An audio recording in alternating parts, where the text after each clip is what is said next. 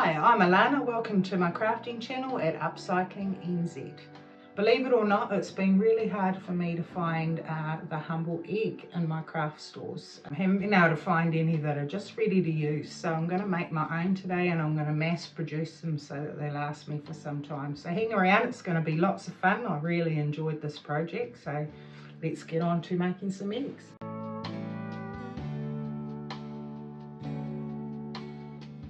I'll start with some chicken-sized eggs, and these are fake eggs from the dollar store. No chickens died in the making of this video. I'll just put toothpicks in them so that they're easier to work on. I have a small piece of yoga mat that I've just cut up, and I'll be using this to stand my eggs up.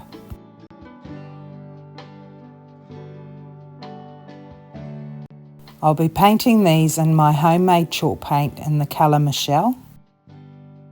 If you want to know how to make homemade chalk paint, just stick around because I'm going to make a new colour in this video. When I started making my own chalk paint, I decided to name my colours after my subscribers, so that's how this white became Michelle.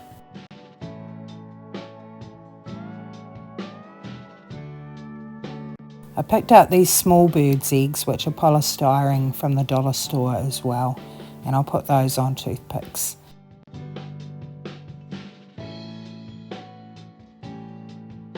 I'll use this white colour as the undercoat for these eggs.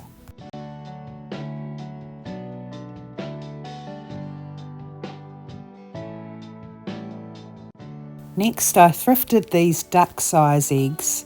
I'm not sure what they used to be, but they are gold and they open and close, and I would have loved to have left them that way, but they're too flexible, so if I painted them or decoupaged them they would have cracked or peeled off. So I'm going to hot glue these closed.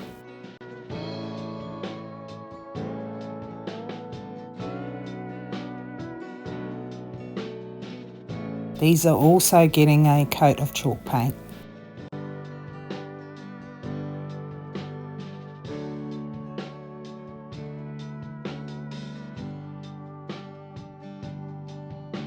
Now I want to add some colour to my tiny eggs, and I'm going to use the colour Fran Green. I'm going to try and make these as realistic looking as possible, so I did a bit of research using Dr. Google and tried to work out the closest colours I could use to real eggs. The next one's the colour Kristen.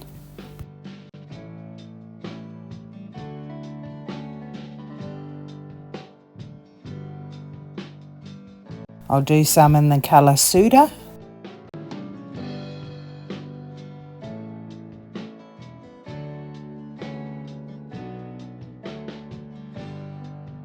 And I'll do my duck eggs, I think, in the colour Suda as well.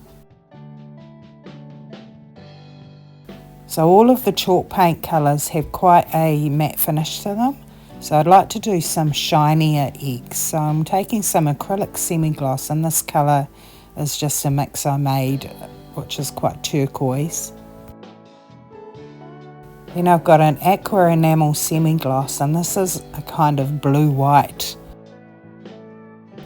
And these shiny paints are the ones that I got for free from our salvage yard.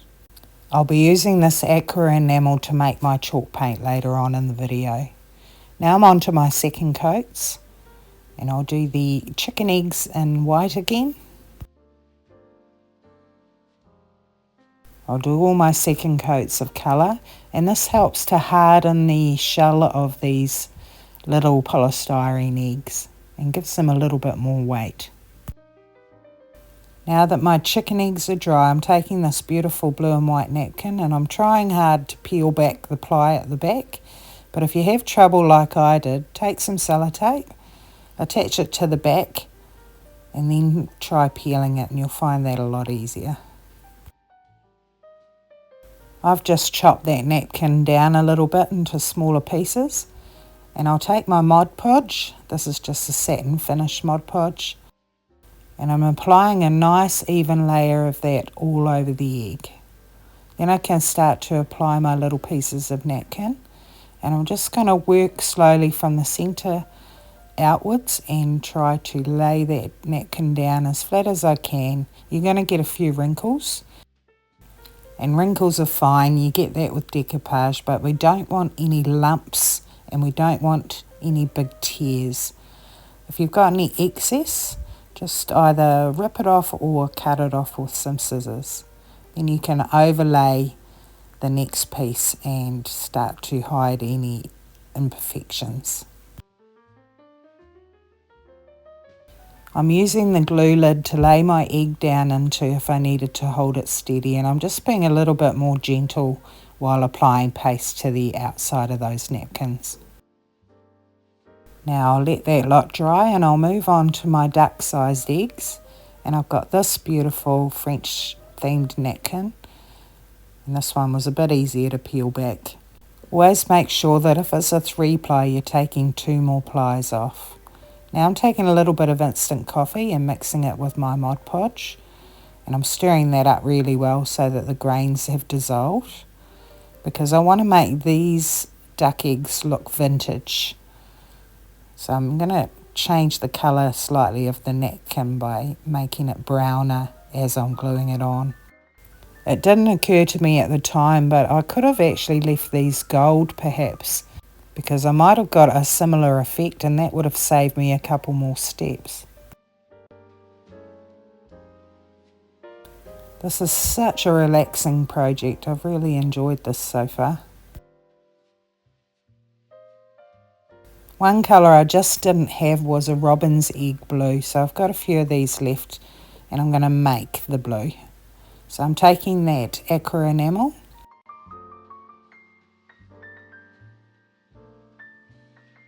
and all I'm going to do is add some baby powder to this. You do have to check that it says talc on the back, because a lot of the corn-based products won't keep long term. I'm feeling a bit ripped off. Look at how much powder is in the bottle that I bought. So for my recipe, the quantities are 2 parts paint to 1 part talcum powder. I'm going to use about half the talcum powder I need first and mix that in.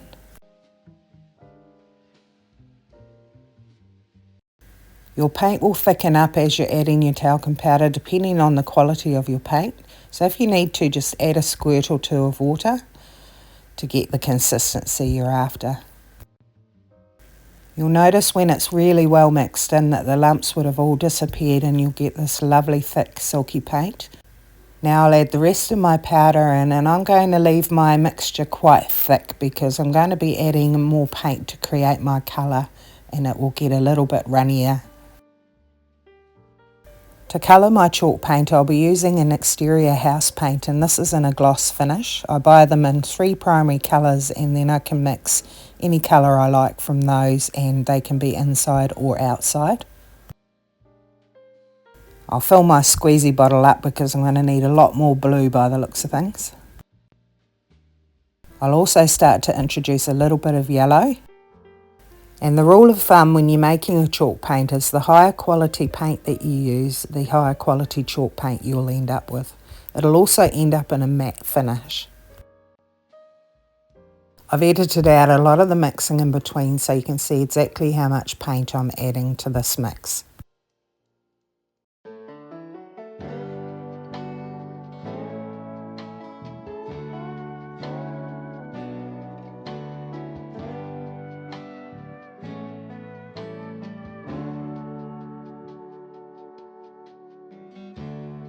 I'm pretty happy with that colour now, and I'm just putting some shade on it to see how it looks, because it will always dry darker, and I'm pretty happy with that consistency as well now.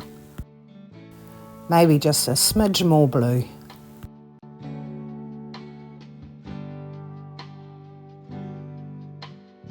If you're going to start making your own chalk paints, it's a really good idea to keep a colour chart. These are some colours that I created earlier. I ran some tests on them and the homemade chalk paints performed extremely well. So I'm going to put 2 strips of colour on the back and start to build up a colour palette on the back as well. When it's dry, I'll put some wax on one side just to see if the colour changes once you have sealed it. Now I'll put my first coat on my little eggs. Now that my chalk paint's ready to go, it will adhere to almost any surface, even better than the paint alone would have. And remember that chalk paint will always need to be sealed. You could use wax or a polyacrylic or even decoupage mediums over top of it.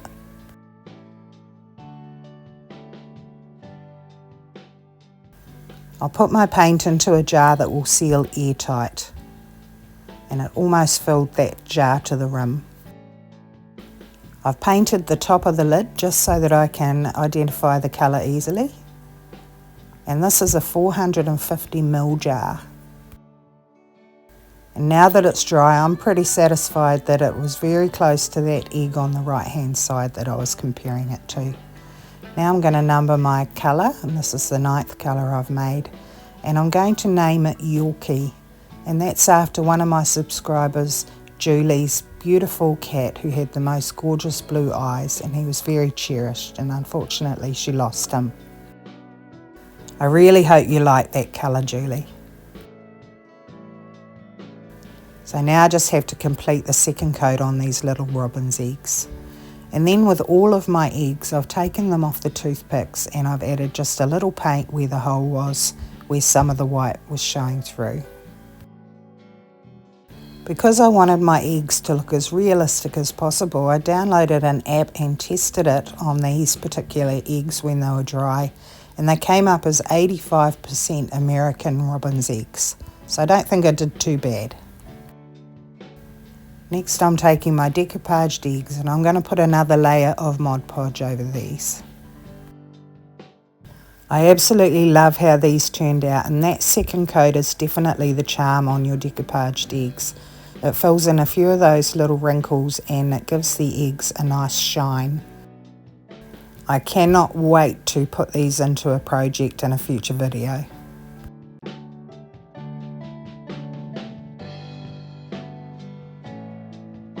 Now some of my little eggs need to be speckled, so I'm taking a bit of black paint, and this is erring on the brown side, this paint, and I'm just testing it to see how I can get this speckle that I'm after. And I found that if I applied a little bit of water, it worked a bit better. And then I realised that I needed quite a lot of paint on my toothbrush. And I'm just using a hotel toothbrush, disposable one for this. I was trying to make this less messy, but it did work the best with my finger. So I'm going to get all messy with paint. And I'm going to spritz one side of the eggs, give them a minute to dry, and then flip them over and do the other side.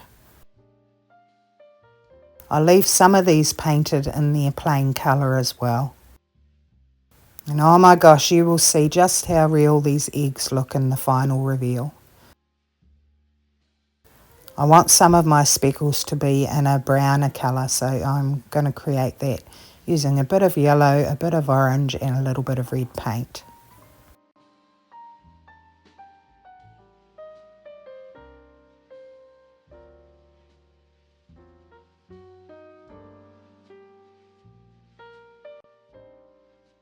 Now I'll speckle the last of my eggs, and I can't express to you just how cute these are. Of course, little tiny eggs need little tiny nests to go with them. That's another thing I can't get here in New Zealand. So I'm going to make my own, so watch out for that video next week. They are adorable. I'll also come up with some ways to display my decoupage eggs. And here they are all finished.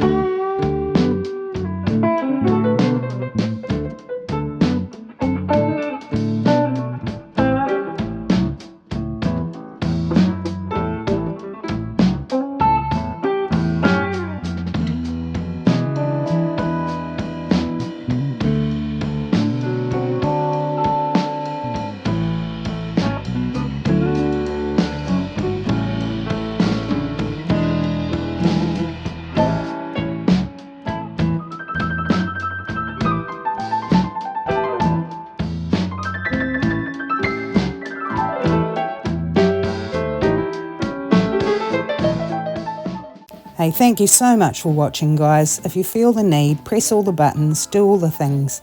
But for now, goodbye from beautiful New Zealand.